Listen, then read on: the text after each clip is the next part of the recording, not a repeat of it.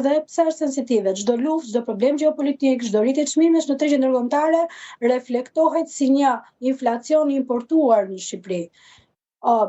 Kur themi për rritje fuqisë blerëse apo rritje fuqisë blerëse, ndonjëherë edhe për inflacionin, nuk mund të themi që inflacioni është gjithmonë i dëmshëm, sepse në parim mund të themi që inflacioni nënkupton dhe rritjen e fuqisë blerëse, çka do të thotë që individët kanë më shumë tare të disponueshme dhe kështu që mund të blenë më shumë produkte dhe mund të bëjnë më tepër shpenzime. Por në të vërtetë në Shqipëri gjithmonë inflacioni ka qenë i importuar në përgjithësi, jo pra nga rritja e fuqisë blerëse, por ka qenë importuar nga çmimet apo nga varësia e çmimeve të importit. Nga një anë kemi një euro në rënje,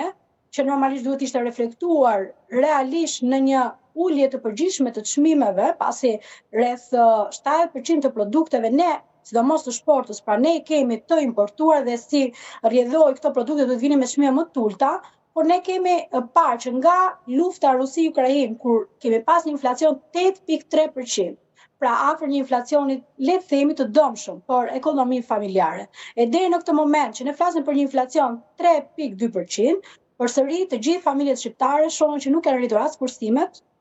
nuk është se kanë pasur një rritje të madhe të fuqisë blerëse apo të kenë bërë një standard jetese tepër të lartë. Ndërkohë që jemi në periudhën ku kemi një rritje të përgjithshme të çmimeve dhe madje mund të kemi edhe një rritje të mëtejshme të çmimeve dhe si pasojë e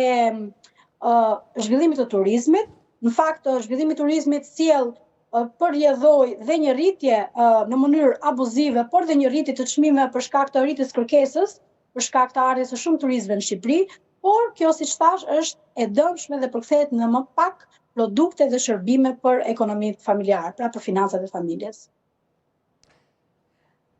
E qartë, zonja Radonshiqi, sa ndikim kanë inflacionet dhe rritja e kostos së jetesës në uljen e standardit ekonomik të familjeve dhe gjithashtu apo ecin pagat dhe pensionet në të njëjtën ritëm me rritjen e çmimeve apo diferenca po thellohet? Në fakt, kjo është një pyetje shumë interesante, pasi ne flasim për rritje pagash dhe për të ardhur në përgjigje pyetjes suaj, pra që në varësi ose më saktë si po rritet pagat në krahasim me rritjen e çmimeve, ne shohim apo me koston e jetesës, ne shohim që ritmi i rritjes së kostos së jetesës është shumë herë më i lartë dhe i shumë fisht krahasimisht me rritjen e